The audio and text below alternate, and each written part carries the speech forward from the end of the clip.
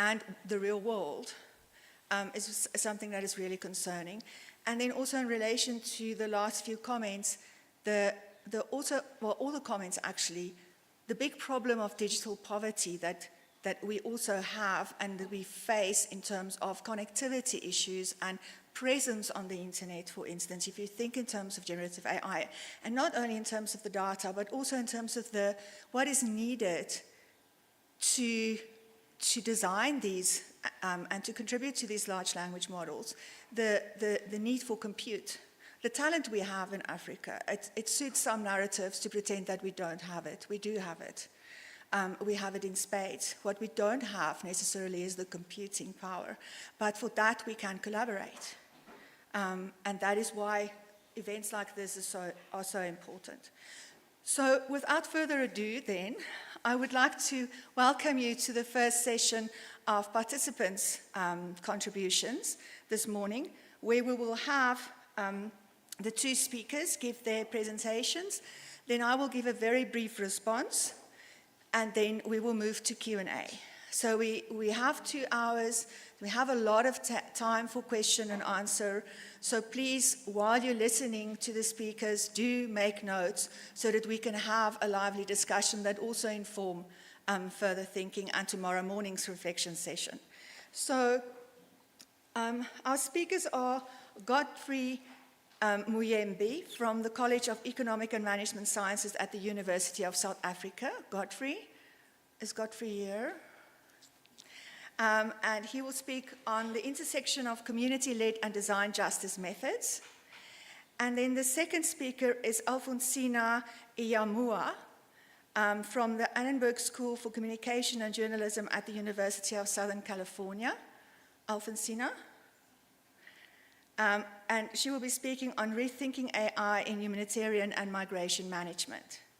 So I will hand over to you first, Godfrey, and then we will move to Alphoncina. Thank you. Maybe have the slides first. Thank you.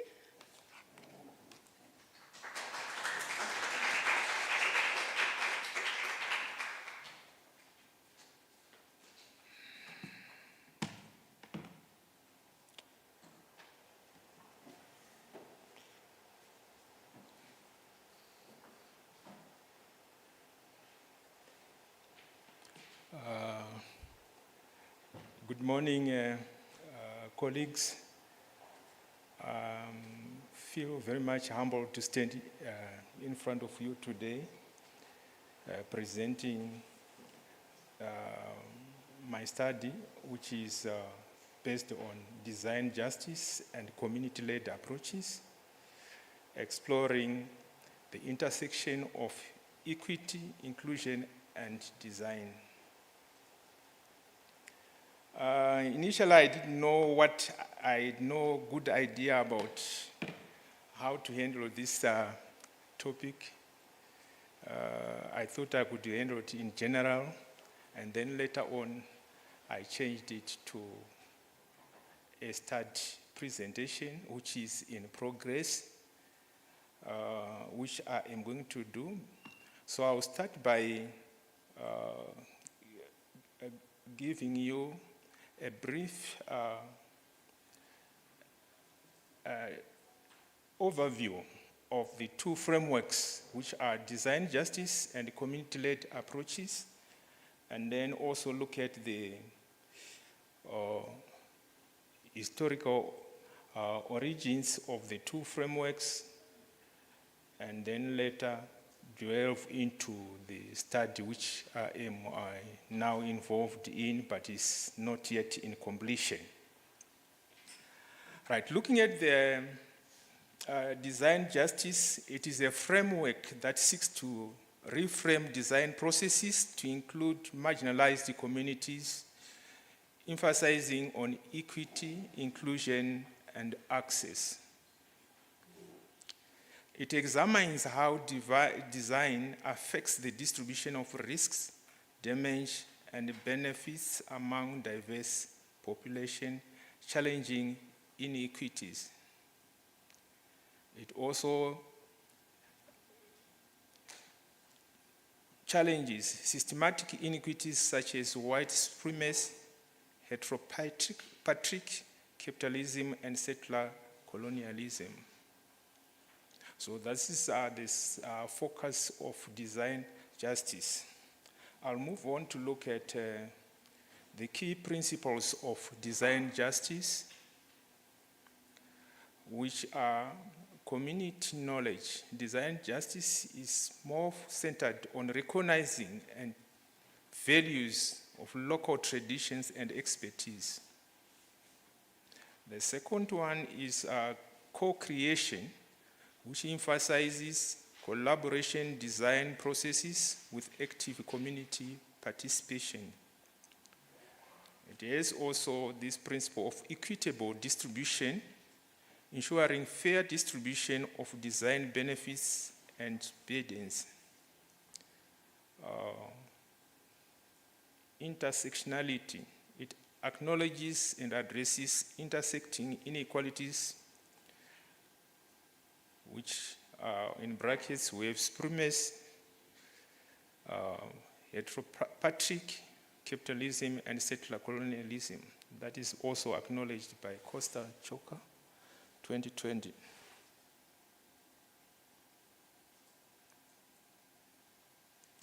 And then our next framework is on community-led methods. Sorry, so you can advance your slides with the clicker there. Hello? You can just advance your slides. Okay, So okay, you can click and greatness. move there. Okay, okay, greatness, thank you.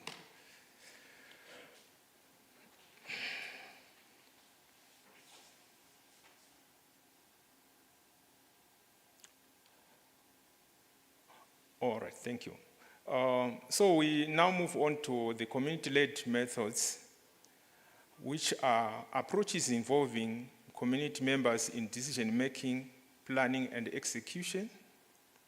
They have impact on building trust, ensures cultural relevance, and enhances sustainability. Some examples of community-led methods are participatory design, community mapping, storytelling, and problem-solving exercises.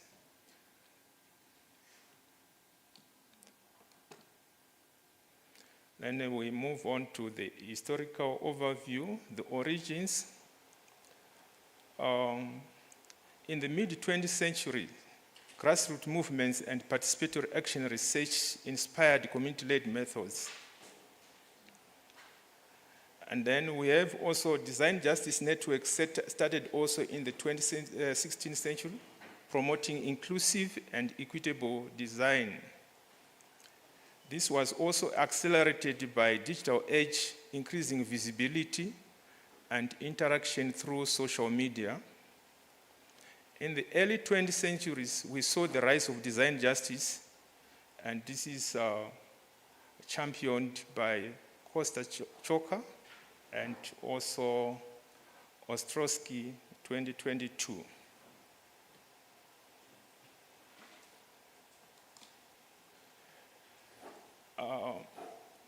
My study objective for this research is to explore how equity and inclusion can be achieved in design through community-led approaches in schools.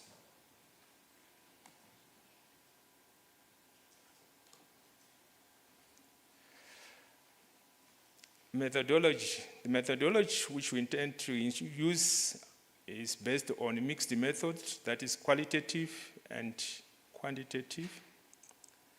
The study utilizes quantitative methods focusing on ethnographic work and interviews to understand community perspectives, and quantitative methods, which is based on questionnaires to gather broader data.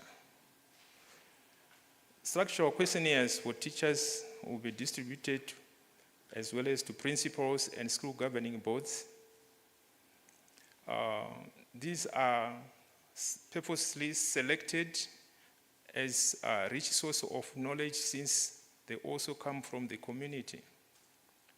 I also intend to carry out structured interview with the heads of departments within the school structure and the school management team.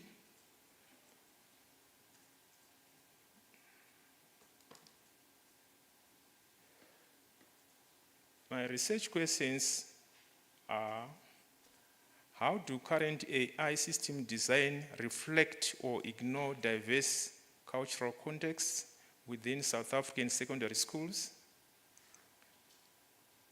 Question 2, what are the implications of these designs on equity and inclusion in education?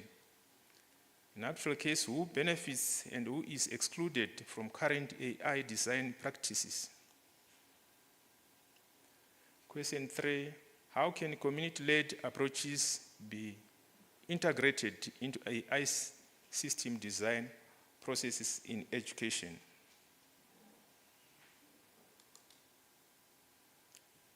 Data collection and selection. In this case, I intend to select 6 secondary schools in 2 South African provinces, which are quintile 1, 3, and 5. In South Africa, our schools are classified into quintiles. Quintiles define the socio-economic status of the schools. Quintile 1 are those schools which are very poor, and then we move from quintile 1 to quintile 5. Quintile 5 are the rich, affluent schools. So I intend to collect data from this range of schools to try and check how does design affect the various categories of schools.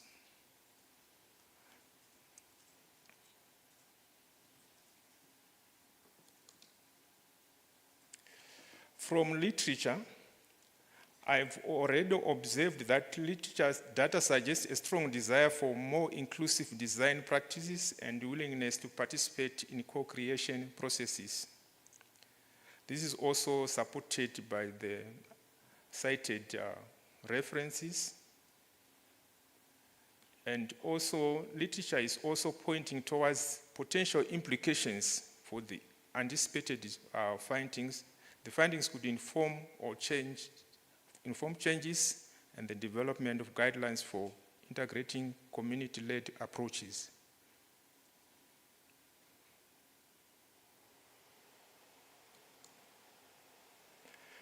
Notable figures and projects, we have our leading figure, which is Sasha, Ruha, and Lizzie.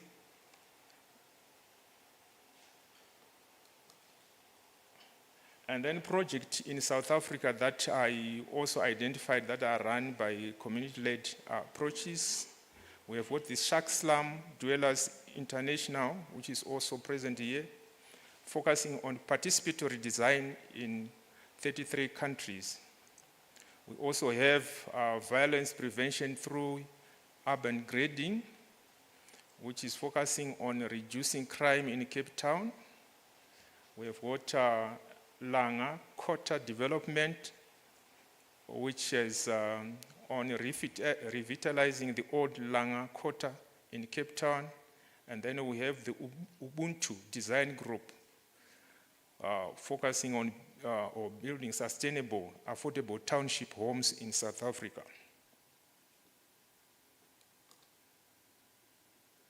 Significance and challenges. Empowerment ensures that marginalized communities participate in decision-making. It advocates for fairness, mitigation, structural disparities. And then we have our challenges. We also find there are challenges such as power dynamics to ensure authentic community control and avoid superficial inclusion. Resource allocation, adequate support for community-driven activities. And then scalability, balance scalability with context-specific designs. We also have sustainability, ensuring long-term maintenance and adaptability. Conclusion and future directions. Summary. Design justice integrates community voices, challenges power dynamics, and creates equitable solutions.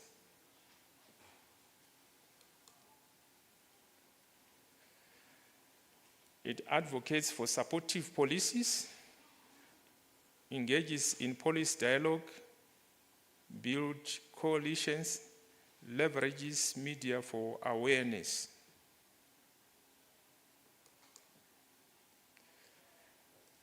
Global examples are design as protest, toppling statues for justice, design and justice network. Those are the references that I looked at.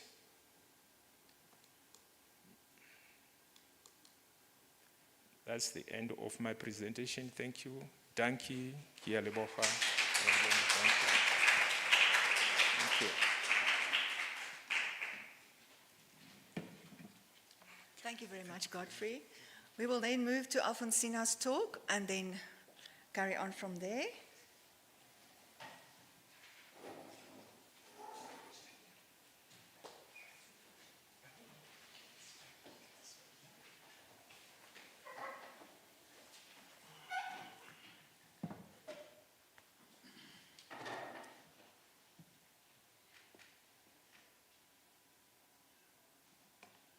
Hi everyone, thank you the organizer for putting together this incredible workshop. My talk today is about rethinking AI in humanitarian migration management.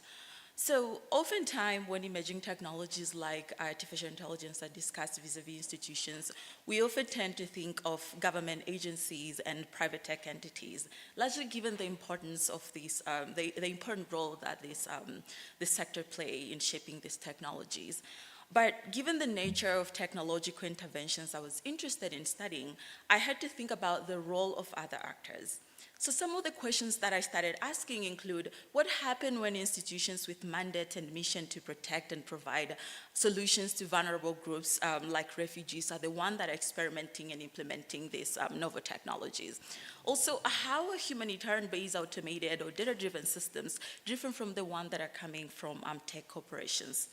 So broadly, my research seeks to understand how bureaucratic organizations incorporate and in the process legitimize computational and data science techniques as part of rationality for settling humanitarian emergencies and managing mobility within and across national borders.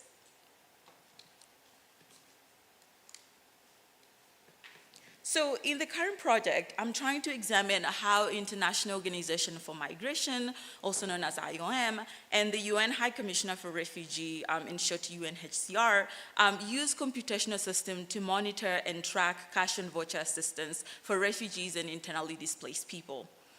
This project explores how data assemblages facilitate the experimentation with AI-based solutions in migration and humanitarian operations.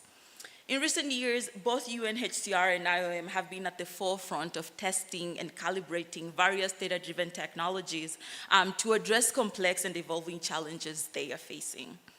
Drawing on interviews with humanitarian technologists, data analysts, and cash and voucher assistance program officials, as well as virtual participant observation and content analysis of policy documents, the project highlights that the development and implementation of novel socio-technical systems in migration and humanitarian management go beyond state actors to include international organizations with humanitarian mission and mandate.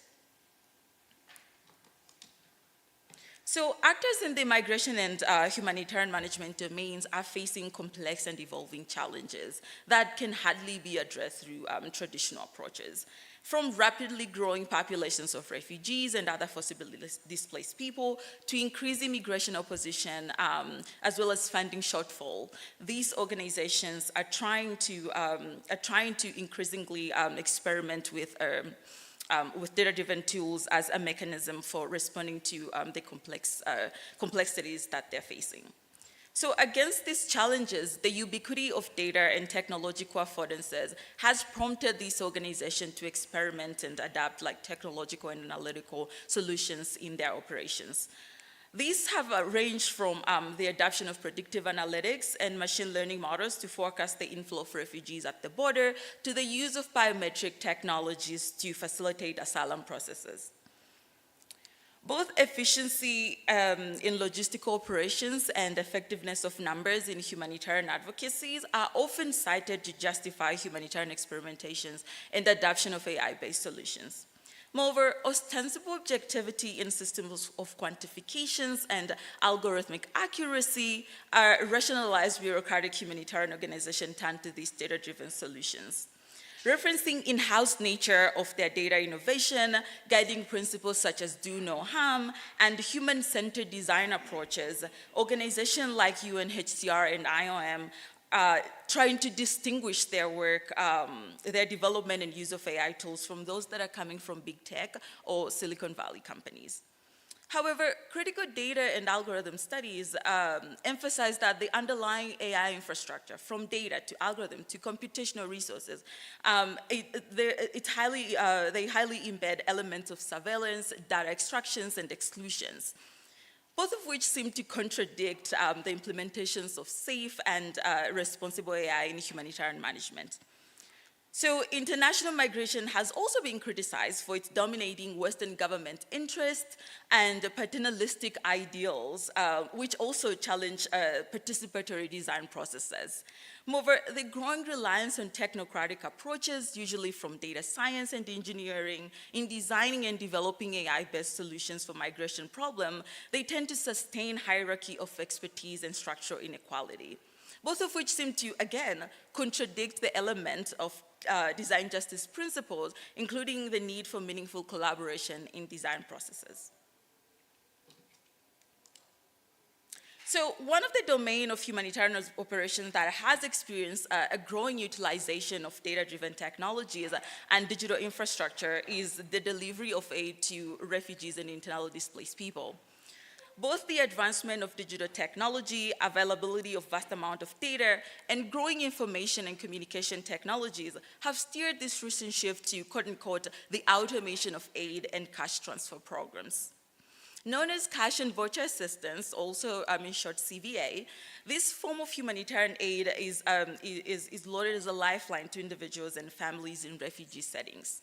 So unlike in-kind aid, cash is said to offer a more dignified, transparent, and cost-effective approach to delivering aid, given that it allows beneficiaries to have greater choice and control over how they meet their basic need. From identification to registration and transfer of value to monitoring and tracking of cash flow, data-driven tools and systems play an important role in humanitarian aid ecosystem. For instance, a senior cash officer at the UNHCR explained to me, I'm quoting, around 80% of what we deliver is done through digital payments, end quote. Based on this study, I find that in several refugee situations, from Jordan to Kenya to Ukraine, digital means like mobile wallets or mobile money, debit or prepaid card, and blockchain are primarily used to deliver cash assistance to refugees. However, given the persistent digital divide, especially in low-income countries with limited internet infrastructure such as Sudan and Haiti, these humanitarian organizations continue to use cash in hand or cash in envelope as an alternative non-digital mechanism for delivering cash to forcibly displaced people.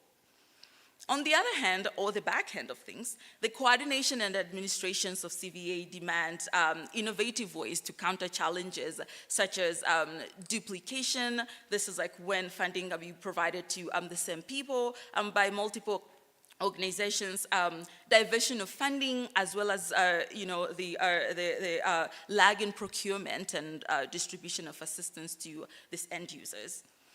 As such, humanitarian organizations have been ramping up efforts to experiment and adapt novel technical systems to help promote effectiveness and quality of their CVA programs. So some organizations have incorporated open source tools such as Cobalt Toolbox, which started as an open source and then sort of like shifted its business logic to Red Rose to Open Data Kit for collecting, storing, and managing beneficiaries' identifiable information. And this is ostensibly useful for understanding their needs, determining effective interventions, and tracking progress. These open source tools allow for data collection both on and offline. For some large or high resource organizations, the like of UNHCR and IOM, effort to process and monitor the flow of humanitarian cash have led to the development of these proprietary data management platforms that are aided by algorithm systems and largely utilize biometric and other identifiable data of refugees and internally displaced peoples. Moreover, amid the growing hype around generative AI, some humanitarian experts argue that the incorporation of AI can revolutionize various aspects of cash programs. So this include need-based assessment, beneficiary targeting, delivery mechanism, project implementation, monitoring and evaluation, and accountability to affected populations. With these existing practices in prospect, I asked the following question. One, in what ways do data assemblages support the experimentation and implementations of AI solutions in migration and humanitarian operation? Second, how do bureaucratic organizations reconcile the benefit of AI systems with technical solution and institutional constraints around their implementation? And then third, how can design justice approaches help to effectively inform the development of a more just AI, humanitarian AI? So before moving to data-driven infrastructures at these organizations that are enabling digitization and automation of cash delivery, I would like to highlight one of the recent shifts that are driving, also reinforcing this turn to digital cash mechanism, which is this shift from traditional or analog decentralized means of data collection and storage to more non-traditional data on migration. This shift to centralized, digitalized data collection and management allow this bureaucratic organization to have at their disposal the vast amount of information about the populations that they serve. So instead of relying mainly on national census, on surveys and administrative data, organizations like IOM and UNHCR are now using innovative or non-traditional data such as social media data, mobile phone data, search engine queries, satellite and remote sensing imagery, mobile payment, and other financial transactions to allow to be able to assess migration-based phenomena. According to humanitarian data analysts, a combination of traditional and non-traditional data sets on migration, alongside novel automated systems like machine learning, can help this organization to discover, quote-unquote, valuable insight that will otherwise be unknown to this organization or the whole humanitarian community. For instance, new data, this is big data, allow organizations to forecast migration flow in real time, this including both incoming and returning migration, allow them to analyze drivers of migration decisions and assessing public opinion toward migration in host countries. Moreover, non-traditional data sets are said to be cost-effective, given that they demand less logistical effort, and they're very useful in situations where the collection of data on the ground is less feasible, such as during COVID-19 shutdowns. And with these, they can help restructure some of the challenges that this humanitarian organization will face in data collection process. So now I'm going to move on to one of these proprietary data management platform, that is UNHCR PRIMES, which is a population registration and identity management ecosystem. And both of these, and like the next slide, you will see IOM's BRAVE, which is biometric registration and verification engine. Both of these, this platform facilitate the registration and management of cash beneficiaries' data. They support the authentication of beneficiaries before aid is being delivered to them. They aid in deduplication effort for cash coordination, and they enable effective transfer and tracking of humanitarian aid. An interoperable data management platform, PRIMES encompasses several computational tools and applications, including biometric identity systems and cash assist. I tried to highlight it on the right. According to UNHCR, an effective humanitarian cash delivery ecosystem relies on, quote-unquote, robust biometric case and data management system to safely track, transfer, and analyze, as well as reconcile and report on fund transfer to people of concern, as well as keeping updates on their status. So drawing on these interviews with humanitarian technical officers and content analysis of publicly available reports, in CVA program, automation and data-driven processes are especially useful in detecting fraud, errors, and inaccurate reporting, They're also useful in monitoring and tracking the flow of cash and other aid supply, and useful in eliminating long wait time for aid recipient. So the second one is Brave, which is used for biometric registration and beneficiary data management to ensure accurate and streamlined cash distribution. Brave is integral to component of IOM displacement tracking matrix, which is a system for tracking and monitoring displacement and population mobility to provide critical information to decision makers and responders during crisis. So this effort to respond to displacement and emergency situation more systematically rather than reactively sort of spurred IOM effort to develop these data management systems, which later was integrated, which later Brave was integrated into it. So DTAIM was first rolled out as a proof of concept in 2004 to track internal displacement in Iraq. Since then, the system has been calibrated and refined and is now used in 80 countries.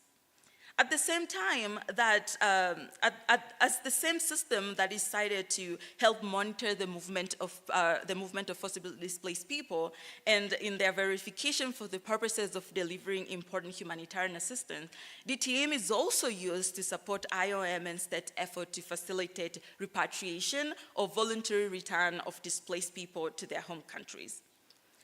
Both Prime and Brave allow data sharing and coordinated technical effort between trusted private and public entities partners. These include NGOs, financial service providers, vendors, and governments. Also, despite their effort to develop proprietary data management platform, both UNHCR and IOM rely on cloud computing services from tech corporations like Microsoft Azure and Amazon Web Service. Which leave the questions around security and safety of sensitive data that they manage. Moreover, it remains unclear how refugees and IDP, especially those in low-income and unstable regions, are actually involved in the design and development of these systems. So these two cases, they highlight how UNHCR and IOM utilize not a single technology, but a suite of technologies or centralized computational systems for managing different migrations and humanitarian-related processes. At the time when AI is hailed as a technology that can potentially address complex problems faced by humanitarian organizations in both the collection of massive amount of data on refugee and IDPs in the name of transparent and streamlined aid delivery. These processes allow IOM and UNHCR to experiment with tools like predictive analytics and machine learning.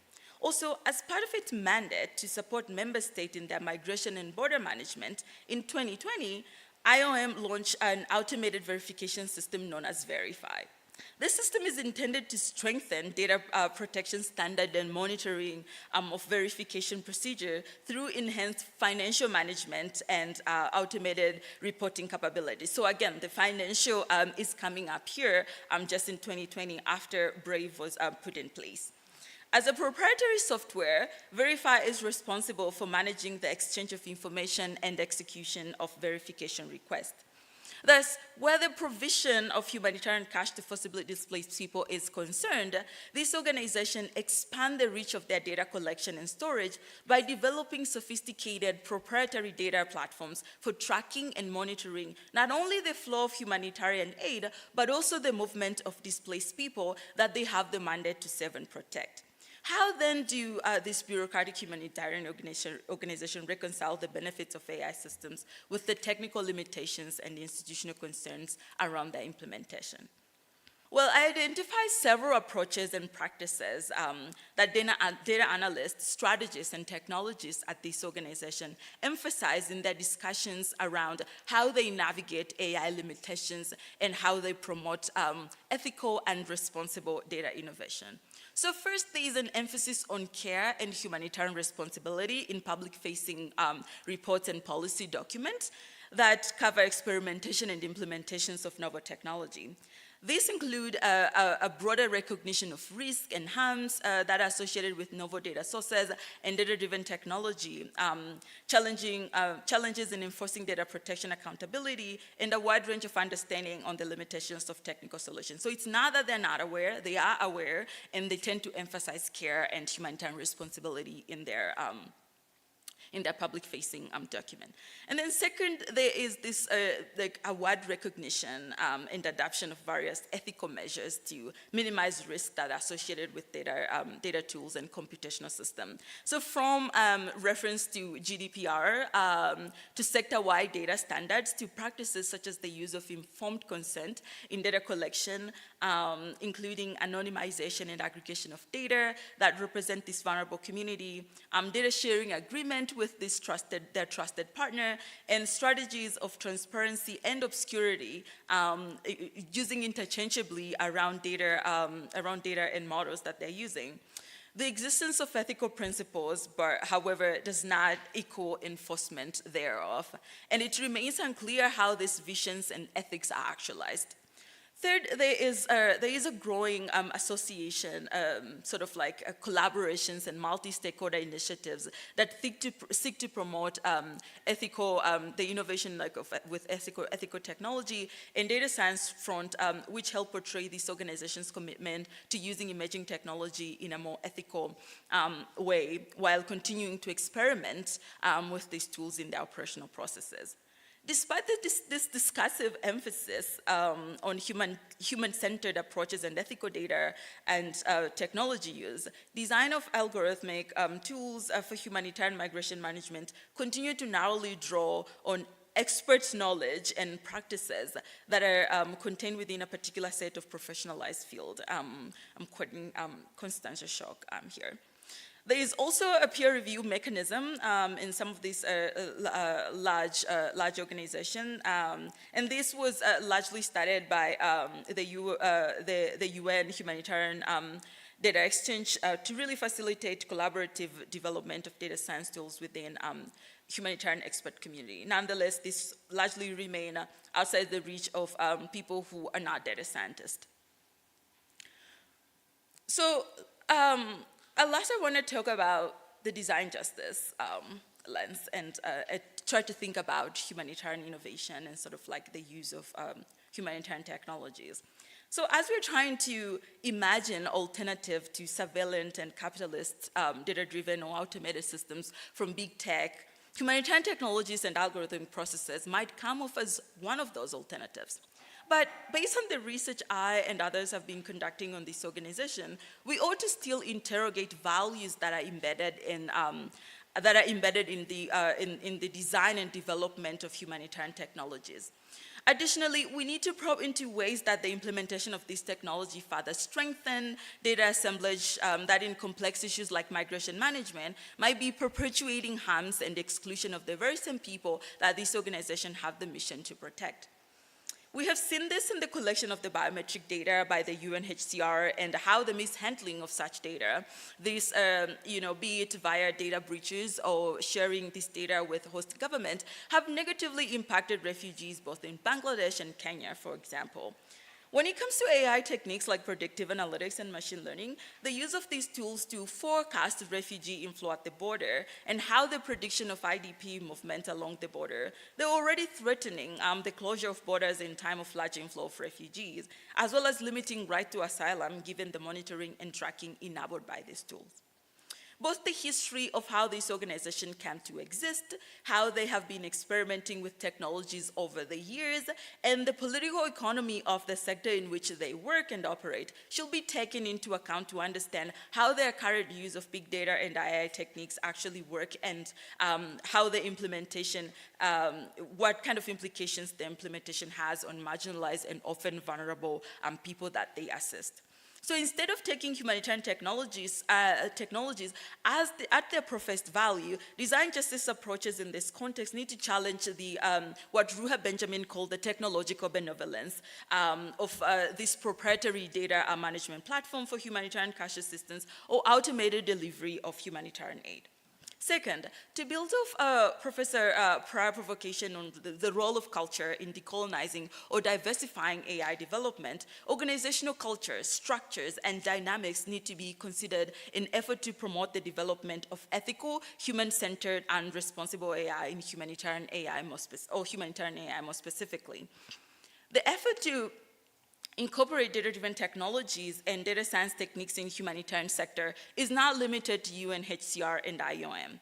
Across the humanitarian sector and in migration management specifically, other actors such as the Danish Refugee Council and the Refugee United are also experimenting with machine learning and predictive analytics, often referencing the initiatives by this big organization like UNHCR to sort of justify their data innovation or AI-based project.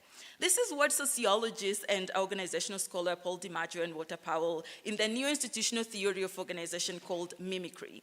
Both external and internal pressure in their institutional environment, be it donors' digital and data-driven priorities, growing adoptions of AI tools by state actors, or overarching regulations, or the need to innovate, become the determinants of how these organizations integrate AI in their work for legitimation purposes. This is to say that at the same way that unjust data science practices can diffuse and get incorporated in organizational practices, understanding organizational cultures and dynamic can help promote the implementation of ethical and responsible AI practices in transnational governing bodies. Last is really incorporating global perspective in design project. So existing humanitarian and data-driven technologies are often designed by humanitarian data analysts and developers that are based in these organizations' headquarters. So for the case of UNHCR and IOM, will be Geneva and Switzerland. Often these teams largely comprise of technocrats and experts from the very developed countries. Even though in the design phase, some of these experts usually collaborate with on-site field officers in developing parts of the world, such as Ethiopia, Bangladesh, and Colombia, the centrality of global North expert systems manifests power symmetries in the humanitarian tech development. So using Arturo Escobar's proposal of design for the pluralists, design justice practices in the humanitarian tech sector should focus on transforming design from an expert-driven process focused on objects and services within taken for granted social and economic order toward design practices that are participatory, socially oriented, situated, and open-ended. And I know like there are some other would come up in the Q&A or discussion. Thank you.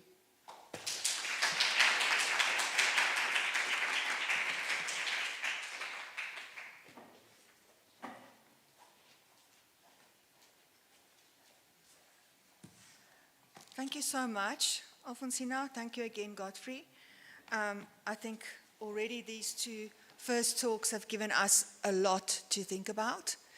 So now I want to, before I do my best to respond to these two really wonderful and rich talks, I just want to invite the online audience to please think about questions from your side. We did not really involve you yesterday, but we really want you to feel part of what is happening. So please do type a question. If you have a question, do type it in the chat. Or if you want to, in fact, pose your question live, you can put up your hand and the tech team will unmute you when we call your name, and then you can just ask your question. So please do feel part of what is happening here. We will certainly not neglect you. So, let me do my best. The Universal Declaration of Human Rights protects the rights of every human to live a dignified life. Rights such as the right to freedom of thought, the right to opinion and expression, the right to freedom of movement, and the right to freedom of association are all necessary ingredients for an autonomous and authentic life. Every person has the right to live a life free from oppression, manipulation, and discrimination, and to flourish. One of the core responsibilities every person involved with AI practices, which basically means every single one of us, one of these responsibilities is to ensure that the guarantee for such a life of flourishing, of value, of meaning, remain strong and operational in the era of living with AI technology. To illustrate this point, I turn to the well-known human welfare approach developed by Amartya Sen and Martha Nussbaum, namely capability theory. In this approach, people should have the capability to pursue their conception of the good in cooperation with others. This means that humans should be afforded what they need, that means capabilities, to flourish and live a life of meaning. In this sense, capabilities such as control over one's environment or practical wisdom or practical reasoning are political entitlements that place duties on governments to ensure the possibility of a life of dignity to all their citizens. Now, my work is focused on actualizing AI ethics approaches to social justice concerns in the AI domain, moving away from equating AI ethics practices exclusively with governance, which is why I found that comment so interesting, but allowing such practices a practical role in building new life worlds in tandem with AI technology. In this sense, if we consider the principles of AI ethics, such as fairness and inclusivity, transparency, accountability, explainability, protection of privacy, multi-stakeholder collaboration, sustainability, and so on, I have argued that these principles should be interpreted as ethical entitlements that place duties not just on governments per se, but on all AI actors to ensure that all AI actors live lives of meaning in tandem with AI technology. AI actors are researchers, designers, developers, deployers, and users of AI technology. On my view, then, this means that every AI researcher, designer, developer, deployer, and user has a responsibility in each stage of the AI system lifecycle to ensure that every other AI actor flourish through their engagement with AI technology. But in fact, given the context in which we find ourselves here together at the moment, design justice principles, such as the design justice network principles, enhance this objective of involving all AI stakeholders in ensuring humans live dignified lives through AI technology. Let us consider the principles again quickly, because I think it is also important for us to keep our minds on them. The first one is that we use design to sustain, heal, and empower our communities, as well as to seek liberation from exploitative and oppressive systems. Then to center the voices of those who are directly impacted by the outcomes of the design process, to prioritize design's impact on the community over the intentions of the designer. To view change as emergent from an accountable, accessible, and collaborative process rather than a static end of process event. To see the role of the designer as a facilitator rather than an expert, speaking top down. Believing that everyone is an expert based on their own lived experience, and that everyone has unique and brilliant contributions to bring to the design process. To share design knowledge and tools with our communities. To work towards sustainable community-led and controlled outcomes. And to work towards non-exploitative solutions that reconnect us to the earth and to each other. And finally, before seeking new design solutions, to look for what is already working at the community level. The presentation by these two wonderful people, Alphoncina and Godfrey, underscore the power of establishing design processes that are equitable, inclusive, and accessible to all, to protect human dignity and empower all AI actors to work together to build lives of value.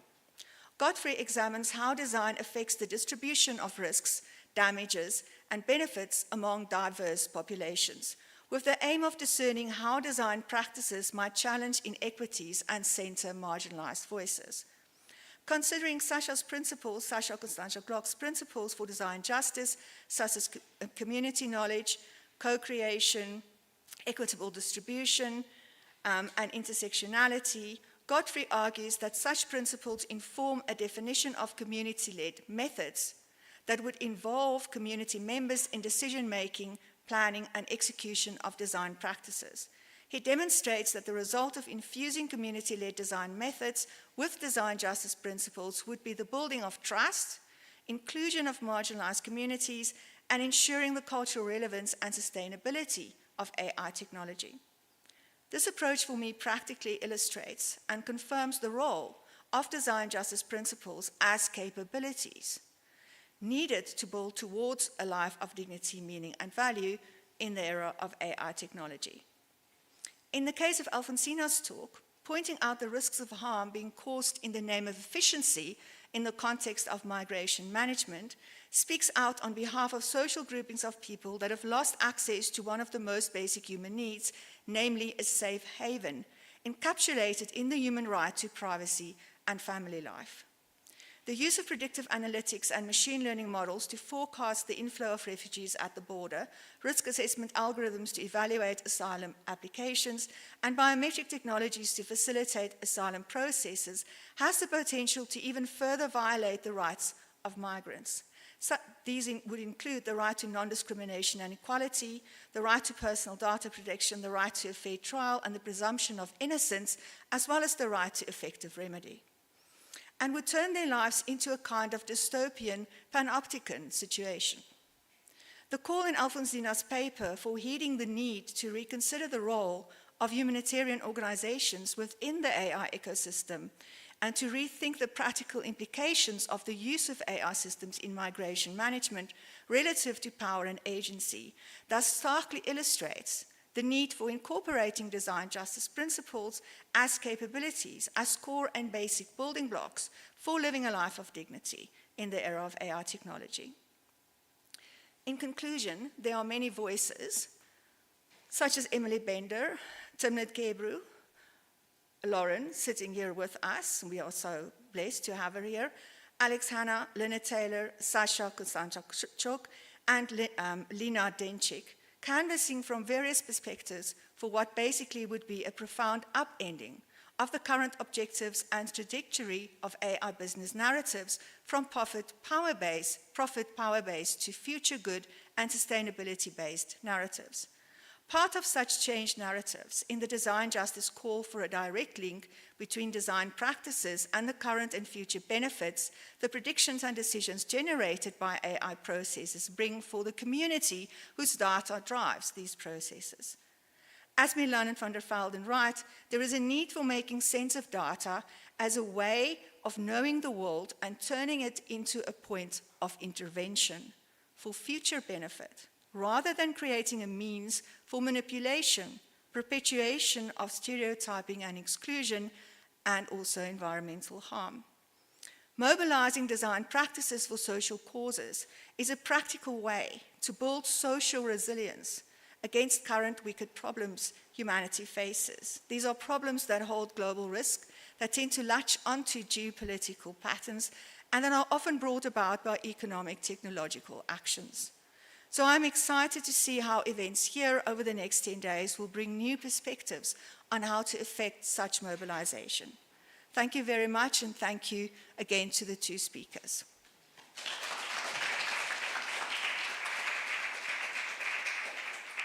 So now we will move into question time. I want to, again, please ask the online participants to not be shy. Put up your hand if you want to speak, or please post a question in the chat. And then I now invite the two speakers to join us in front so that we can move to Q&A. If anybody would just give a minute for the movement, I'll try to hand the microphones, sorry, I wanted to say speakers for a minute, the microphones to people in the room who want to talk, but I also just want to keep my eye on the chat. So we'll see how it works. There's a microphone over there, and there's a microphone on this side. And then we have the microphones in front. Godfrey, would you please join us in front?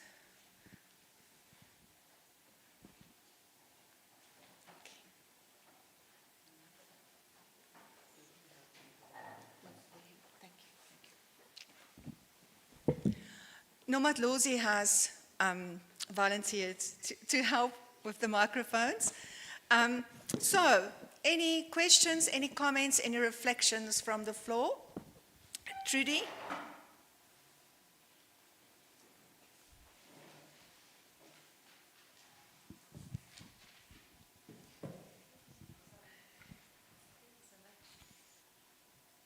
Thank you so much for both of your talks. It was really, really insightful. My question is for Godfrey. I'm very excited for your project, Godfrey. It's really important work that you're doing and something that I'm also quite passionate about, which is, involving the community.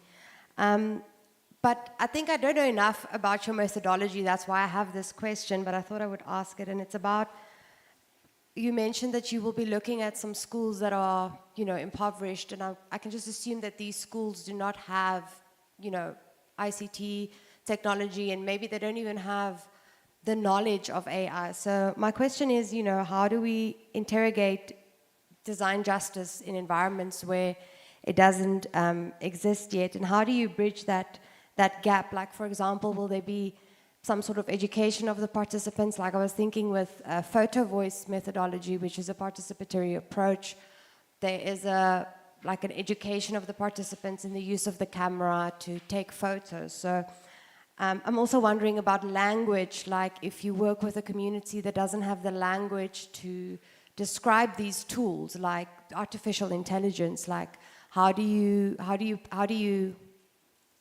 bridge that gap in the technology and then this community that you're trying to reach and include? Yeah, that's my question. Thanks. Thank you very much for that, for your question. I would like to respond it in this way. On citing this is the study on schools, the focus is like the schools are representatives of the community, and the assumption is that these members of the schools are in touch with technology. There are a lot of platforms that are running in schools. There are WhatsApp groups. There are some platforms that are, like in South Africa, we've got what is called data-driven, district data-driven platforms that are collecting data from schools and grading performance within the schools. So the schools, whatever type of school, they've got some form of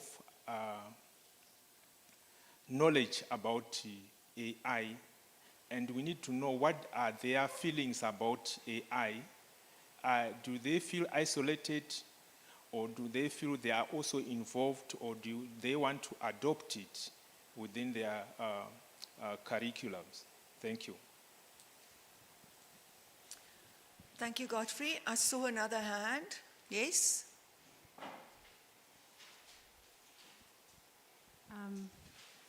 Thank you so much for that presentation. My question is for the second speaker. We've seen the World Food Programme collaborate with Palantir, like one of the most dangerous tech corporation. And I wonder if you've also noticed that kind of collaboration with big tech other than AWS and Microsoft with IOM and UNHCR. Second question is around the non-traditional data. So, is there a consent process? Where's that information sourced? Do you have any information in terms of that? And then the word around experimentation is so scary, right? Like, these are the most vulnerable communities that are out there that don't have any agency, or their agency is taken. And so the fact that, these companies and organizations are willing to use the word experiment just is just as a comment quite, it's really terrifying. And then you've also have touched a bit upon fraud as one of the reasons why we're moving into these systems. And in some contexts, for instance, the fraud that they were able to identify with the systems was less than 1%. So the necessity and proportionality of these systems is also a question. So I wonder if you have some thoughts on that. And one final question is, what would a design justice principle informed system look like if they would design this with communities? What part of that would you anticipate would change in terms of how the system is structured for the prime and the brave systems? Yeah.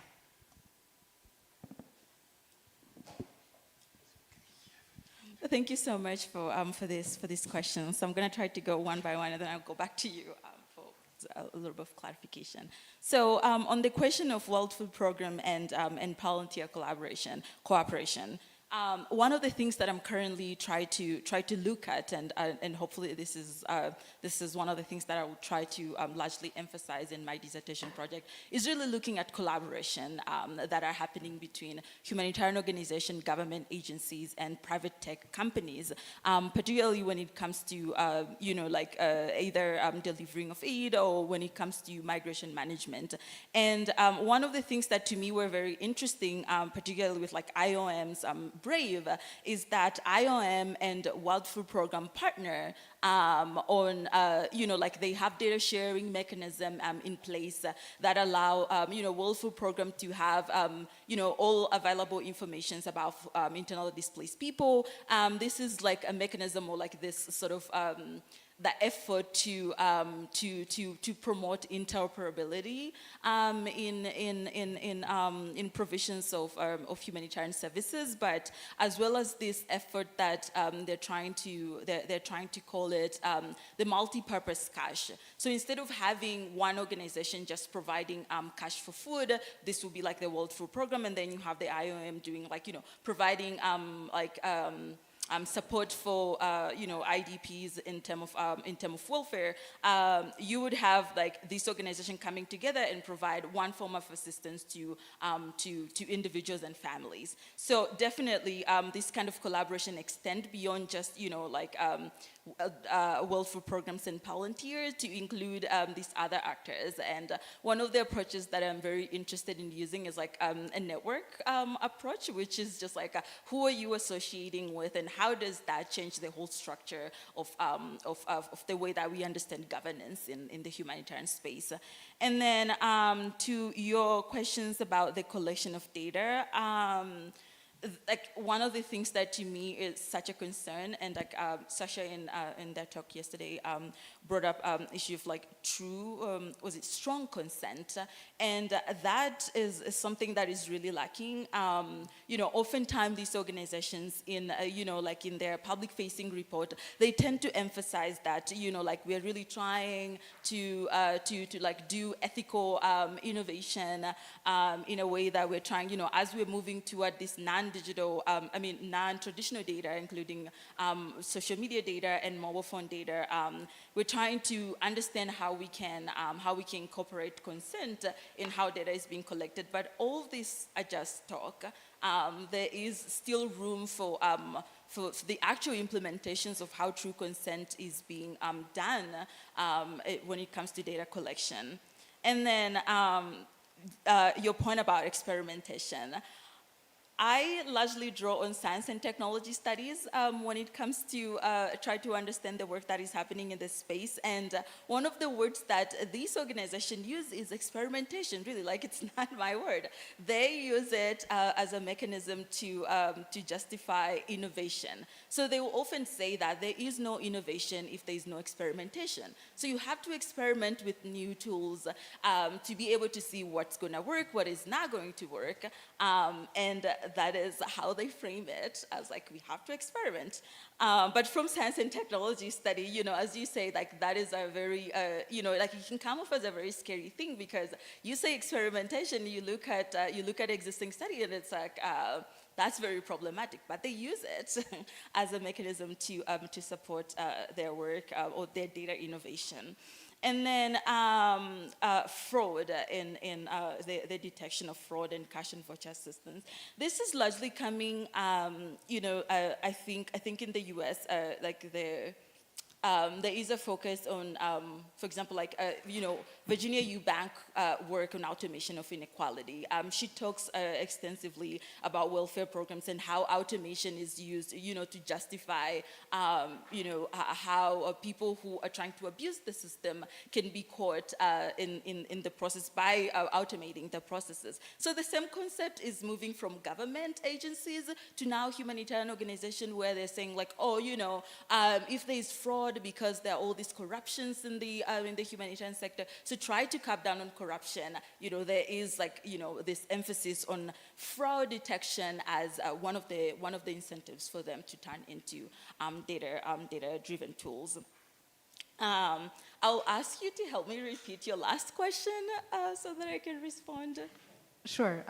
Yeah, thank you for that response. So if we use the design justice principles, right, like, so you've talked about how a lot of these systems are designed from Geneva with a lot of white folks that don't know the context of refugees, have never been refugees. And then, you've talked about how they go to Bangladesh, Ethiopia, and Kenya to sort of, consult, but it's not necessarily, an empowering process. They've already made it seems like the decision has already been made in Geneva in terms of how these programs are supposed to be designed.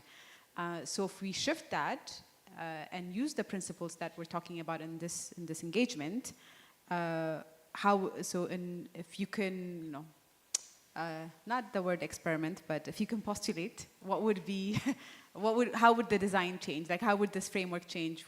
If you've thought about, what needs to change in this with the principles, I hope that helps. Thank you so much. So I think one of the things that I was thinking about based on yesterday's talk is, like, as I mentioned, is the thinking about organization cultures and try to understand organization cultures and dynamics as one of the ways that we can be able to implement design justice project in this sector, because on the one hand, these organizations, they're dealing with very complex challenges on the ground. And one of the ways that they're trying to, given that many of them are underfunded, one of the mechanisms that they're trying to do is can we try this data-driven tool? Perhaps it's going to help us to solve some of the complex challenges that we're facing. So one of the things that, I've been thinking about is think about it from how they are structured and to understand their structure as a way to devise an intervention. And then secondly is effort to localize. Which I think in the humanitarian sector is one of these big moves that you're seeing many of NGOs that are based in particular countries that are facing, that are dealing with large populations of internally displaced people and refugee. Many of them are pushing this international forum and organization to think about the need to localize. So instead of just having, the UNHCR of the world, the IOM of the world, who are doing incredible work, but it's really looking at the role of local actors as a way of, in a way, when it comes to technologies and their use, that can be a way that you can decolonize, or you can decolonize or diversify the space. Also, tied to localization, effort to localization, I referenced the political economy of things, which I think to me is one of the things that I keep seeing over and over, which in any effort, you have to think about funding. You have to think about how there is funding differences between this large international organization and local NGOs, who oftentimes are the ones that are doing most of the heavy work. And even this large international organization, they have to partner with this local organization when it comes to actual interventions in development and humanitarian spaces. So right now, when there is this move toward data-driven technology, what is happening, or what I'm seeing, is that ability to have data also dictates how much you're able to garner more support from the international community, which again perpetuate existing power dynamics between this large international organization and small local organization. So that would be one of the ways that I would think of, a design justice would be trying to really push back against existing status quo, which is just like large international bodies because, they have been in existence for so many years. They have been collecting all this massive amount of data, so they're more able to tap into, the next big technology and be able to make their process, or according, try to justify to funders that what they're doing is more data-driven, and so they deserve more money. It's thinking about how to disturb those structures of power, which I hope that throughout these 2 weeks we'll be able to explore further. Thank you, Alphoncina. Okay, I'm moving quickly for a minute to the online, and then I'll come to you, Lauren. So there's a question from Phoebe and a comment and a question from Pamela. Phoebe's question, she says, good morning, I understand that we would like to ensure that we build proper frameworks, create processes and capabilities that ensure fairness, accountability, etc. But how will we govern the implementation and use of AI systems? How do we ensure that we mitigate the misuse of power manipulation from a legal perspective? So I think it's a question to both of you, and a very hard one to answer, but over to you.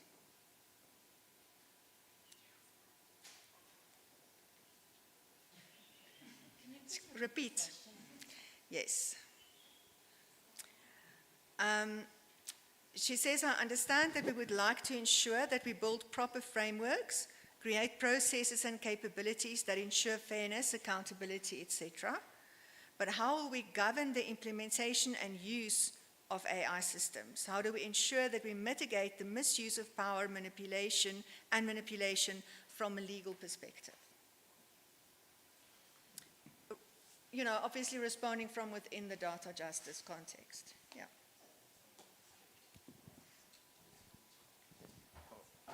Okay, thank you. Thank you very much for that question. In my view, everything is centered on community ownership. If the design of AI is in the hands of the community, that means there is minimum abuse because it's all about community contributing to what they want to put in place. Thank you. Thank you. Alphoncina? Thank you for this question. I think as I'm trying to read this question and think it's very hard, but it makes me think of one of these legal frameworks that not really legal, but in a way, hopefully, because it has been sort of adopted by 193 countries. So UNESCO recently, and I'm sure you work with UNESCO, so I'm referencing here UNESCO recommendation on ethical AI, and they put this framework in 2021. It was adopted by 193 countries. So, and UNESCO really has this kind of it's continued to work on methodologies to sort of see in what ways countries can actually enforce the development of responsible and ethical AI. So when I think about legal perspective and how that can be, I think partly that's one of the moves that perhaps by countries acknowledging that they're going to sort of enforce legal mechanism or policy mechanism to enable or to push companies and developers to develop more ethical and responsible AI. Perhaps that's a starting point. I know the work of UNESCO, it has been slow, but I am hoping that's going to be one of the ways that if you have a legal or a policy framework in a country, then perhaps developers, also organizations that are operating in that particular country would have something on paper to follow, and maybe this can be one of those legal perspectives. Thank you. I think the UNESCO recommendation is not enforceable, it's not binding, but member states have to report on an annual basis. But the focus that UNESCO has is very much also community informed because of the way in which the methodologies that they have developed, the readiness assessment methodology, for instance, trying to assess and assist countries to determine their readiness to implement the recommendation and taking their cue from the communities, in the end to assist governments to come up with their AI strategies and national plans. Then Pamela has a comment which I think is really pertinent, so I'm going to read it out. The question about how to explain AI to people who don't have the language to grasp it may be a broader one. I think most adults, especially older adults, even in highly privileged societies, don't grasp the concepts or understand how their data is being used. And I think that is, I mean, obviously we know this, but something to just also keep in mind. And then Pamela has a question which I think is to you, Alphoncina, because she's talking about the tools that you were referring to in your talk, the various ways in which AI technology is being used by humanitarian organizations for migration management. And she says, she asks if you know whether those same tools might also be used to detect rampant fraud in the banking and business world or outside of humanitarian programs or political donations, etc. Thank you for that question.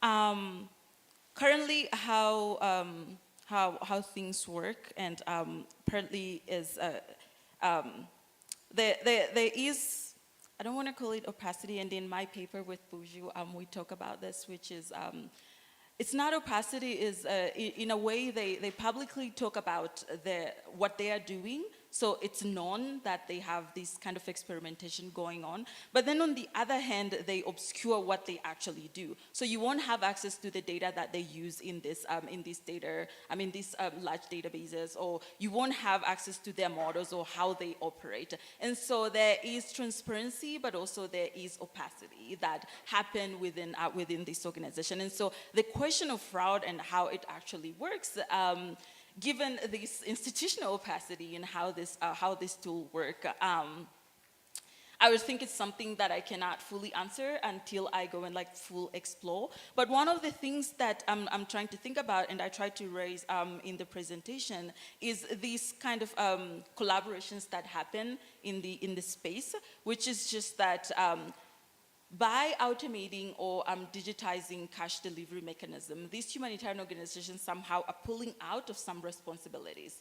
So instead of them providing cash to recipient, they don't do that. They generate these databases and data management platforms. They give access to vendors, including financial service providers. In the developing context, some of these are telecommunication companies because they run things like mobile money. And so by outsourcing that kind of work, how does that data then being used by these vendors? Because they have access to this data. So in a way that is leaving room for questions about can this rampant fraud, can this assessment tool then later be used by banks in assessing whether someone is deserving of loan or not? I think it really leaves that open, given this kind of participations of these non-traditional actors. Thank you. I don't see any online comments at the moment. Yes? Thank you, Ali. This was fascinating. So I have a question. I have a bunch of questions for you, but I'm going to try to keep them minimal. So I want to follow up on what Berhan started in terms of the sort of traditional to non-traditional sources, and also this sort of fraud detection mechanism. Because most of the time, and apologies if this comes off as a comment than a question, but there is a question. But I wonder to what extent we're calling AI a solution to problems that don't exist yet, and instead do the work of collecting a lot of data that may not at all be relevant to the work that these organizations are doing, but once the data exists in a centralized repository way, then we need some kind of machine learning or AI or cloud services or whatever. So that's I would really love you to sort of reflect on that if you have enough to say about, or if I could be less cynical, is this process changing at all what we know about refugees and their livelihoods, right? Is there a good that we're not seeing here, or is it really should we be more cynical? So that's me sort of challenging the AI aspect.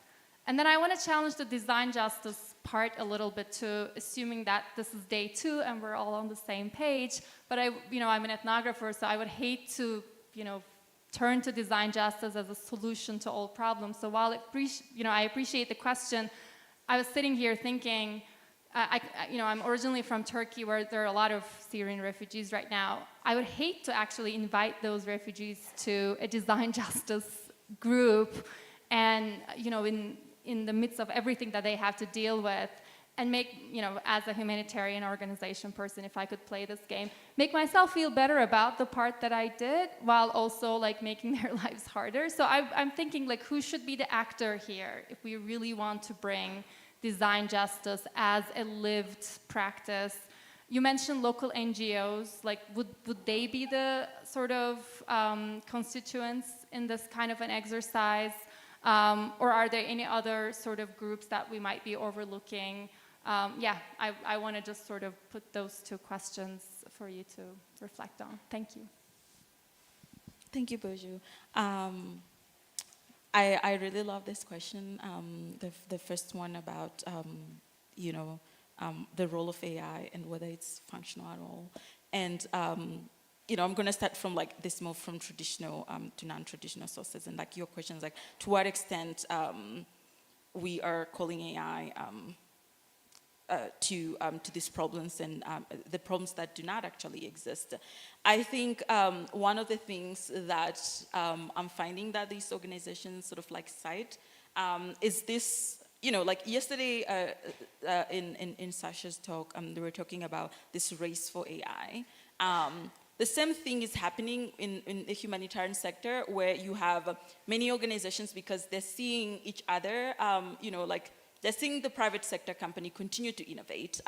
They're seeing governments that are continuing to incorporate these tools in their work. So they don't want to be left behind. And this is very clear in terms of how they describe what they're doing, is that, do we want to stay behind, or do we want to tap into this to this ongoing technological innovation or race? And so part of that is the way that I'm reflecting on this is thinking about what is happening elsewhere outside the humanitarian sector, and also again going back to thinking about organizations and institutions and how they work, which is just again referencing DiMaggio and Powell here, which is organization mimicry. Usually they respond to both external and internal pressure, and so even if you have even when you have organizations that are within the humanitarian organizations that are small and they don't have the capacity to use AI yet, what is happening outside might be itself a pressure for them to try to do something, or portray an outside appearance of them trying to do something about how they're incorporating digital technologies. And also another thing that I want to point out here is about going back again to funding. For example, in cash and voucher assistance, one of the largest funder is the European ECHO. It's one of the largest funders. So ECHO is really emphasizing the use of data-driven technologies in humanitarian organization. So the only way you can get money from this, the European Council, is how do you incorporating data-driven tools in your delivery of humanitarian aid? And again, the emphasis here is going back to things like tracking, things like ensuring transparency, detecting fraud. In cash and voucher assistance programs. So when you have funders that are pushing for certain ideals, here will be these data-driven approaches to humanitarian aid, then as organization, they have to respond to that pressure. So I would like to sort of extend to what is going on institutionally to reflect on what is happening with AI. So it might actually be that, this is a discursive practice of them trying to portray an appearance like this is what we're trying to do. But largely that one of the things is really to navigate the funding or the political economy of the sector. And then your second question is about how these processes are changing refugee life. I will absolutely agree with you, which is, again, like going back to my comment that I just mentioned, which is sometimes they know that the tools don't work, but you need money to be able to operate in this space. And also there is another thing, which is legitimacy. So these are these big organizations, and they are, they tend to think of their role as if we as humanitarian organizations that have mandate to provide relief to these, to populations that we're trying to serve, and we're not able to tap into these technologies, then are we leaving rooms for private corporations to use what, you do something that we could actually do more ethically and responsibly? So, I just think like all that speaks to the complexities and complexity that underlie these organizations, and sort of like how they're trying to navigate some of this complexity, which in itself can push them to try to do things that they know perhaps are limited. And this is why maybe they highly reference the limitations of these tools in their public-facing report. They mention, things about transparency and bias and limitations of these tools. Nonetheless, they continue to experiment with them. So, Thank you very much. Hello. Just a very quick question to Alphoncina. You mentioned that social media is actually being used to collect data from migrants and refugees. So just curious, what does that look like? Do they check people's social media profiles? And to what extent is that social media data actually, harmonized or used together with other forms of data? And maybe just a quick follow-up. And what are the implications or actions arising from that data that's collected? Is it used to revoke someone's visa? Is it used to determine who needs to receive aid, or where does aid ultimately end up in? So yeah, thank you. Thank you for that question. So one of the way, and this started with my project with Buju, which is, how UNHCR specifically use social media data. So the the UNHCR innovation units started this project, which I think it was 2017, and they were trying to see how they can use Twitter data to be able to detect xenophobia against migrants. This was done in Turkey and Germany, where in 2017 you have, in 2015 the so-called refugee crisis in Europe, and then you start seeing many countries are trying to push back against the idea of them receiving refugees and migrants. So what is happening is that in effort for the UNHCR to be able to advocate for migrants and refugee rights, one of the things that they were trying to experiment with is can we use machine learning to be able to detect xenophobia and against refugees in particular countries. So at the time, Germany and Turkey were hosting many populations of refugees, and that's one of the things that they did. Yeah. Thank you. The next question from the floor will come from you. I'm quickly moving to the online. There are two questions from Jacob, and I think they are mainly directed towards you, Godfrey. Alphoncina, but if you want to add anything, you're welcome. But first to Godfrey. Jacob asks, how do we get the community involved in achieving design justice? Very broad question, but in the context of your study. And the second question, talking of community, which community are we talking about out of the many communities in society? So how do we get community involved, and which communities is it that you are referring to? Okay, thank you very much for those two questions. Schools are out of communities. They are representatives of communities. So it is critical that in order for the communities to be involved in design justice, it is important to have the parent component being involved in design justice. How do they get involved? Allow the parent community to be involved in the structuring of the schools, give education to the parent board, maybe have open up libraries within the school system that allows parents from the community to come and learn, and also to share their knowledges through parent school meetings. That's one thing. Other communities is like, I think through meetings with probably, let's talk of business communities, NGO communities, and the government. If all those components come together and meet and discuss the way forward, I think it will greatly help to design the proper way of going with the AI. Thank you. Thank you, Godfrey.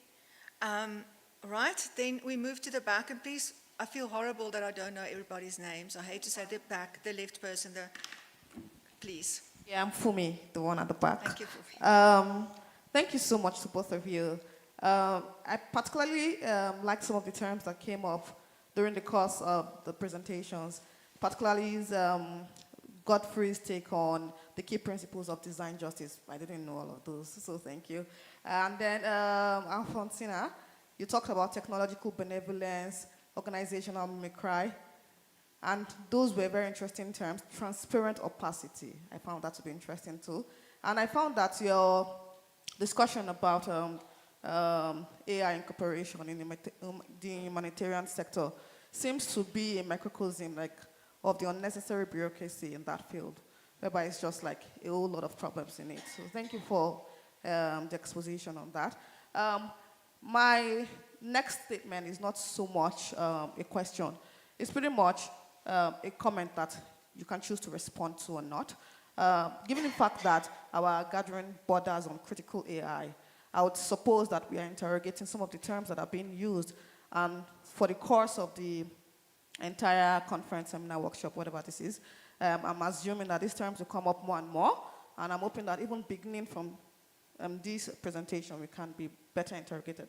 Like terms like community, I found myself wondering, what does it really mean? And this echoes the thoughts of the person online who asked those questions, especially when it is used in collocation with marginalized. You begin to wonder that there are suspended spaces. There are some spaces of authority, spaces of unclarity, spaces where marginalized doesn't necessarily mean oppressed or ostracization.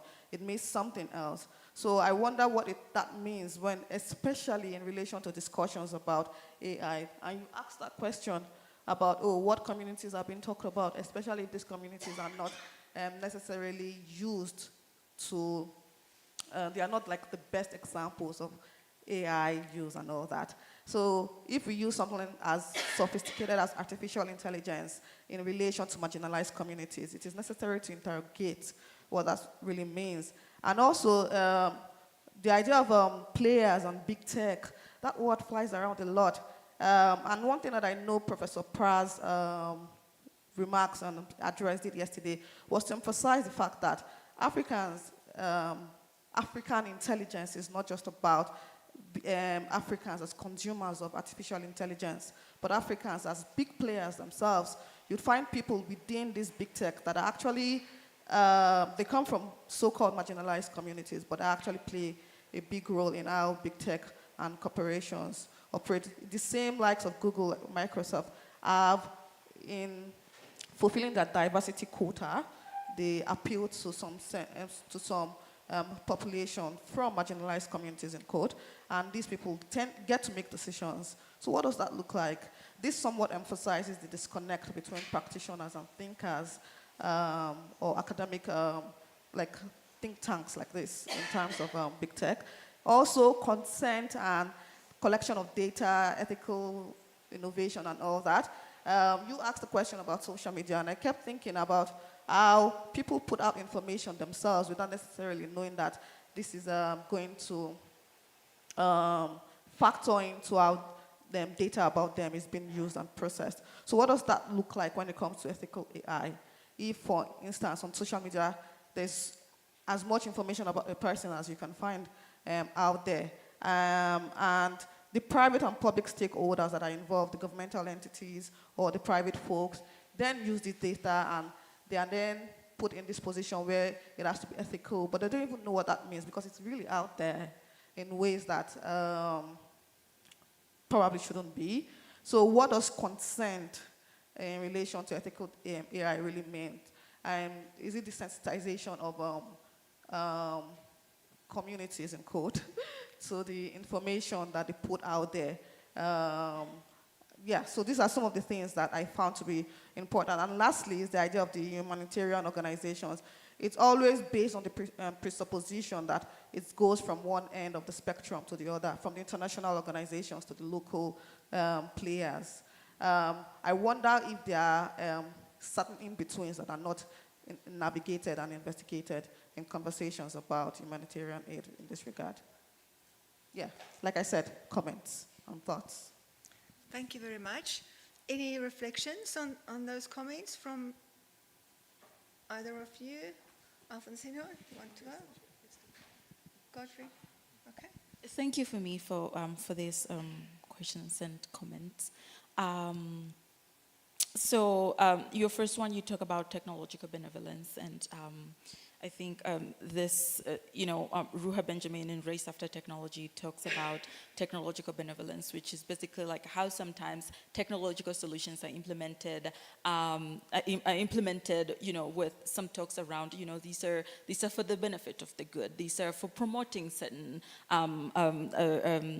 certain ideals for the purpose of doing good, but oftentimes they tend to invade other intentions, and this is what she referred to as, techno benevolence. And like with humanitarian organization, should we question this, their use of data-driven technologies from a technological benevolence standpoint? And I find this concept useful in thinking about what is happening, because on the one hand, by digitizing how cash is being delivered, you can help make it fast. So instead of making people just wait for in-kind aid to arrive from the WFP, you can just give people cash to promote local economy. But also, what else do those projects do? And I think the technological benevolence then become this useful tool to interrogate what else happened, or what else is under the hood when it comes to this technological intervention. I think your other one was around community and what community actually mean. I think one of the things that why I am using like refugee community, for example, in referencing populations of refugee, is that these are actually communities. One of the ways that I'm thinking about how their community nests actually play when it comes to digital and technological interventions is thinking about counterpower. Because whenever there is power, there is counterpower. So even when we don't hear much about how refugees and migrants are pushing back against these technological interventions, there are some ways that they're trying to resist. And perhaps that's one of those things that need more highlighting in terms of like what is happening in those communities and how they're pushing back. One of the examples that I have here is, I believe it was in 2016 when WFP, the World Food Program, was trying to make their humanitarian aid, like for you to be able to access food in Kenya as a refugee, you would have to have your biometric taken for you to be able to access food. So what was happening is that you had some Somali refugees there that were pushing back against the idea of their biometrics being taken so that they can get food. And what ended up happening, even though these stories are not getting as much highlighting because technology is sort of like being portrayed by this sector something that works, is that to me is one form of those counterpower, and it's being done through these communities that are already vulnerable and marginalized, and for them to stand and reject the implementations of biometric technology also meant that some of them were not able to access food from the organization, because that's the mechanism for you to be able to have access to food. Then you have your biometrics taken, so that you're not trying to game the system. Like you're now trying to get food twice as much because there was food ration. Your other point is about players. Big techs and big tech and how that actually work. So I think you were referencing like how do those power dynamic actually play, particularly like from the African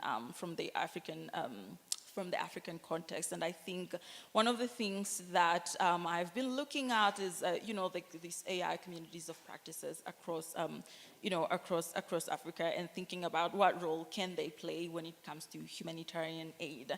And I think that can perhaps be part of those localized efforts. So in terms of just like relying on this large organization, their partnership with, the Facebook of the world and whatnot, and the Palantir, maybe it can be a localized approach. Maybe it can be a bottom-up approach where you have communities of AIs across the continent that understand the complexities of displacement to be able to participate in this. But again, like I'm leaving room for more discussions and sort of like how different people see this in their work.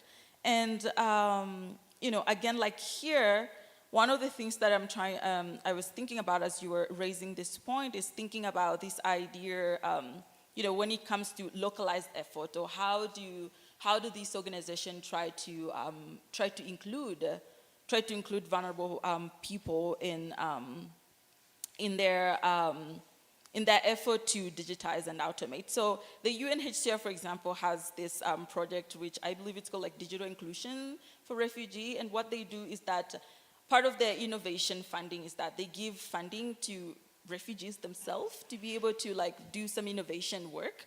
But oftentimes these tend to focus on digital economy. So like how do you provide some kind of support that can help refugees have, for example, connectivity, or how they can create solutions. But they're more catered toward the digital economy, as opposed to what kind of tools these organizations then tend to use to manage these populations themselves. So they are involved, but they're not fully involved.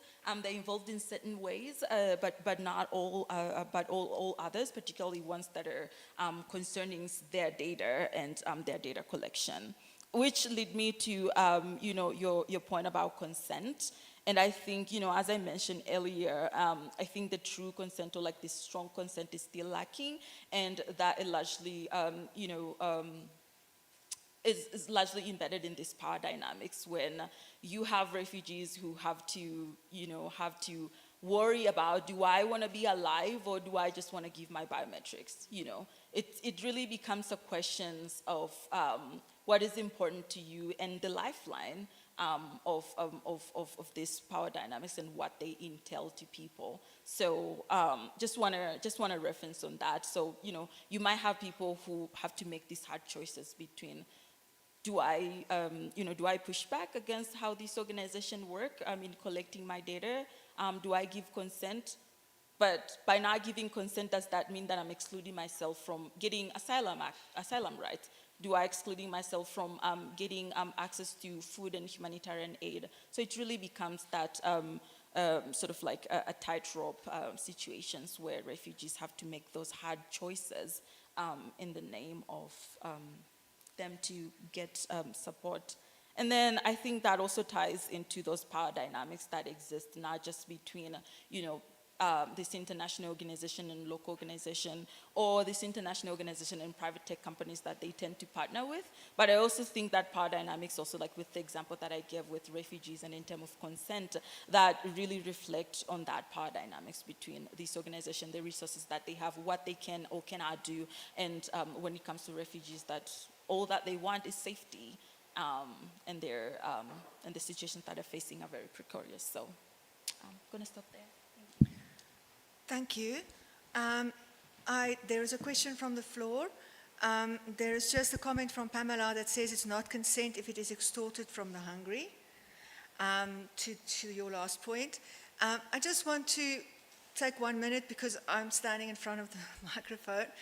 I think it is, for me, it's also important when we talk about community in the design justice context to ensure, and thank you for your question on that and your comment on that, actually, because it made me think of this.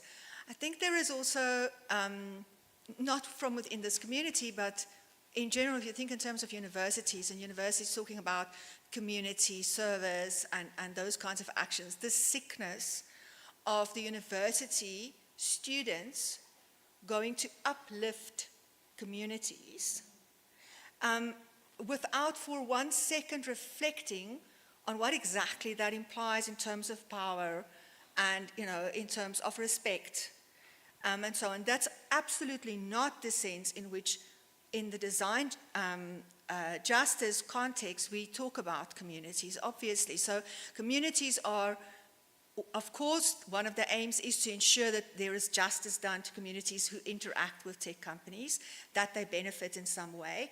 But it is more as a kind of proactive, bottom-up engagement with communities to be informed by their wisdom, to be informed by their needs, so that already in the design process, they are part of the technology from which they would benefit in the end. So I'm not saying that anybody here thinks in the first way, but I think it is really important that when we speak to others, then we make this distinction very clear, that it is exactly going to the community to be empowered, for the designers to be informed, and in no other way, going to do whatever people have in their heads. Thank you for allowing me to take this opportunity. Next question. So thank you both for your presentations. I have a question for Alphoncina. 2 questions, actually. So the first, I'm kind of a little bit curious about, in terms of the points raised about fraud in these discussions about humanitarian aid for refugees and migrants. And actually, it's a bit surprising how many times it's been brought up in the conversation. What context was that raised in? Was that about the cards? And are there any numbers or statistics about the prevalence of that issue?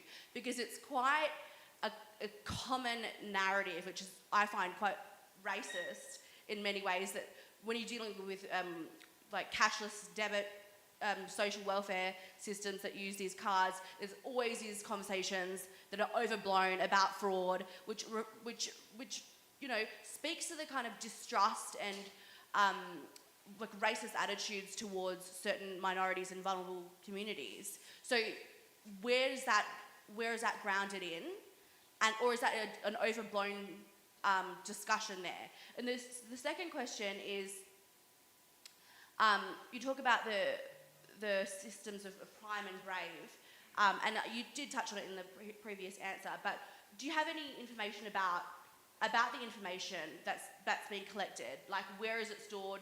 How long is it stored? How is it used? Where does it go? Who has access to it? And maybe, are there any news reports of the information that's collected being misused? In which case, that's a massive red flag. Thank you, Noel, for these questions. Going to go back again to fraud in refugees and migrant management.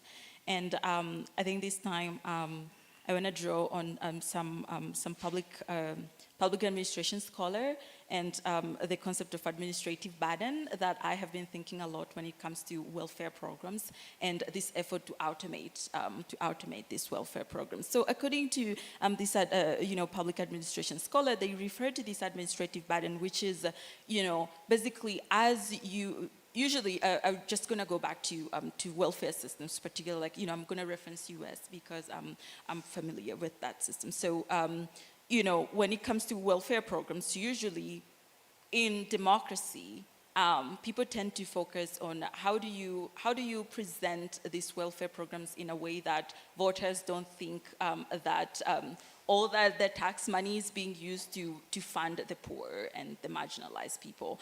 And I think with the administrative burden concept is really going into try to think about how this kind of narrative and the effort to make it so hard for people to have access to welfare is itself very political. It's a very political a process where you have people who are elected leaders who are trying to, on the one hand, be able to get votes because, to be able to exist in power, but then at the very same time, they want to support the poor and the marginalized of the communities. So to be able to do that is like they tend to make welfare systems inaccessible, and this is where this concept of administrative burdens come in. So in the US, you would find that you would have to call, you would have to provide all this amount of paperwork to be able to have access to welfare, which that marginalized people are already entitled into welfare system. But making it challenging for them to access that,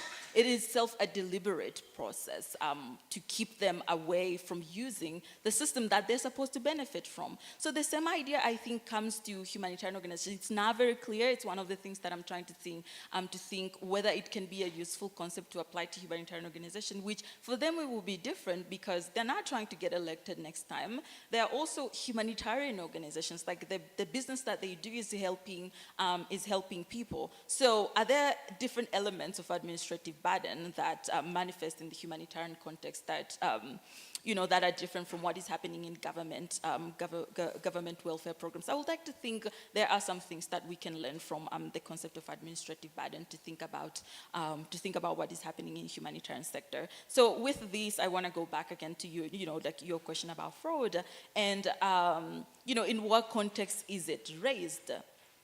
So again, what is happening elsewhere usually impact how this humanitarian organization works. So if they see that, many of the governments that are funding us are also dealing with, like when it comes to welfare programs, they're dealing with, fraud, then in their interventions, they have to think about, how do you ensure that this is not happening? In terms of humanitarian aid, there is a lot of an extensive literature that tend to emphasize on things like corruptions and how that in itself can be that is fraud. So the fraud might not be of individual, but it might be of actors that are involved in the humanitarian process, and how do you ensure that funding is actually getting to beneficiaries as opposed to people who are involved in the system trying to divert that funding. So that's one of the ways that fraud can be, fraud is talked about. But also, there is an example that I like to go to, which is when this sort of conversation around fraud started. So in 2002, I believe between 2002 and 2004, UNHCR was experimenting with iris recognition systems on Afghan refugees in the Pakistani and Afghan border.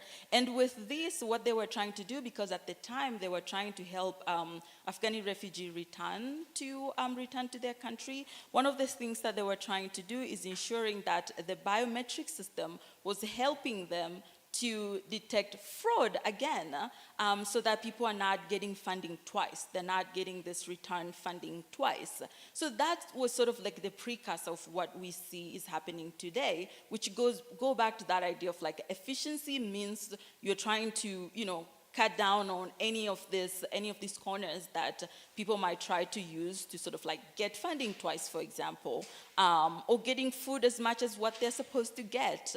And those are the contexts that I can say that you see fraud being talked about, and genealogically you start seeing what is happening today has that precursor of what was happening with this returning funding. And then the other one is about the information that is being collected. You ask who has access to it, how is this information collected and used, and I think I mentioned in terms of Brave and Primes, how the information is collected is that you have these organizations that not only do cash programs, but they also do migration management. And part of migration management is, you have to collect all this extensive information about people that, they're forcibly displaced. So you're trying to assess, are they deserving of asylum or not? And by doing that, you need to collect that large amount of information. So the same information that was collected during the intake is again being used right now to think about okay, so how do we assess whether these people, how much these people need when it comes to cash and voucher assistance, monthly, for example. It can be a family or it can be an individual. And those are the kind of information that they're collecting. In their intake form, they had, questions about about gender, and because like with cash and voucher assistance, usually it's either for individuals, so if you're a single person, but oftentimes it's for families. And so, based on the number of family, number of family members, where have they been?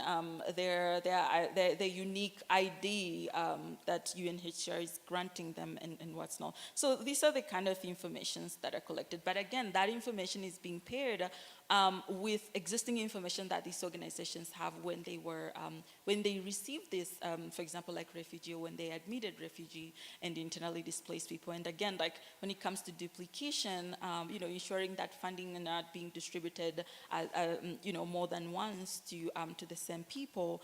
It's this information that is getting, they're trying to cross-reference to what these people submitted when it comes to cash and voucher assistance versus what information they do have, which include, there are some memoranda of understanding, for example, between UNHCR, UNICEF, and World Food Program.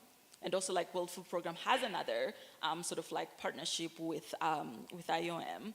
And like in this partnership is that you have this agreement where data can be shared within or among this agency to allow interoperable cash delivery process. So that's the kind of information that is being collected. That's the kind of information that's being shared. And again, like they emphasize trusted partners in the way that they describe people who they tend to partner with. But again, as I mentioned, other people also have access to this information. So this include financial service providers that are actually providing the funding. So, like you have, if money is being distributed via mobile money, then you have, for example, like if in Kenya, it would be like Safaricom would have access to some of this data so that they're able to ensuring that money is going to the right recipient. And also you have other vendors that are involved with these organizations. And so how data is collected and how it is shared works within those processes of, operational processes and what they need at what time. There is, currently I haven't found any information about, when the existence of this data tend to cease to exist. It's sort of like, they have built these massive databases of information about people that, they continue to keep for decades. And maybe part of this is because in forced displacement context, what is going on is that you have people who remain in displacement for more than 10 years. And so, which is called like protracted displacement. So given that, there may be this justification of like, we need to keep this information because you have people who are displaced for decades. And in effort to integrate them as one of the solutions to forced displacement, then you need to have these informations that you have generated so that you're able to pass it on to, if it's government welfare, that's gonna be the next thing that they need. I'm gonna stop there, thank you. Thank you. We have 3 minutes left. Any last comments? Yes? Hi, Alphoncina, thank you so much for the presentation. I was thinking that how does the state power kind of gets entangled, and when an organization like UNHCR is trying to work with AI and with refugees and kind of do kind of social justice design form up in working with refugees, because often we see that state has its own apparatus to collect systems of biometrics, and often the rise of neo-fascist tendencies at different parts and refugee migration. And state kind of sees an organization like UNHCR kind of impinging upon their sovereignty while looking, kind of gather data on all that, working with technology. So I just wanted to kind of know your thoughts, and how do you think that the state apparatus kind of puts its shadow on an organization like UNHCR, which is mandated by UN General Assembly, working with refugees and so on? Yeah. Thank you so much for this question. I really like this question because it just makes me think of something that I was thinking about last night, which is how socioeconomic status of a country also determine relationship with UNHCR or IOM, for example. So there are different ways that state and UN, or this like UN agency work. And like, again, I think I like how you're bringing up sovereignty, because that's one of the key things that they reference, right? For you to be, for UNHCR to be able to operate in a country, they need to respect sovereignty of this government. And that is one of the things that usually come when it comes to data that are being collected. When government, they're telling the UNHCR, listen, like, we need information about this, the refugees, because that's the only way that we're able to protect our national security. So when it comes to that, what does the UNHCR do? Does it cease tie with this organization, and which is going to risk them being, being forced out from operating in a country altogether? Or do they just give that data so that they can protect sovereignty of the country? And that is also, one of the things I was saying that I was thinking about is, this socioeconomic status. So you think about developed countries, think about Europe, and think about, like the US, for example, because they're very involved in like border management. And with them, usually it's the government that are doing a lot of heavy work when it comes to migration management. And the UNHCR really doesn't have such a strong role in these countries. And then you go to other countries, such as, I'm thinking about Jordan, for example. Jordan is very much involved, the government of Jordan, in refugee management, but also it works very closely with the UNHCR in establishing these camps and help refugees. And then the third one is many of the countries that I look at, for example, here in Africa, where you have the UNHCR that is doing the heavy lift, right? And so it has more power when it comes to what kind of solution it implements, as opposed to state. So I think that's really varied, but then again, states in reference to sovereignty oftentimes tend to also pose this pressure to this organization in terms of like, I need this kind of information, you need to provide it, because that's how I'm going to promote my sovereignty. That's how I'm going to protect my national security interest. And so how do they navigate it? I think it's such a complex environment. It is. Mm-hmm. Thank you very much. I will conclude with this. I just want to say that there's a lot of appreciation online also for both speakers. People are really interested and very grateful for the discussion and for the presentations. And obviously from our side, thank you both so much for making us think hard on this first day of contributions. And a big hand of applause to the presenters.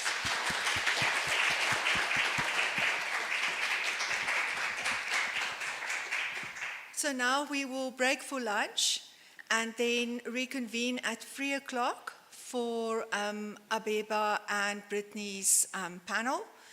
I want to also please ask you to start using the WhatsApp channel to start making plans to have discussions over lunch or after lunch.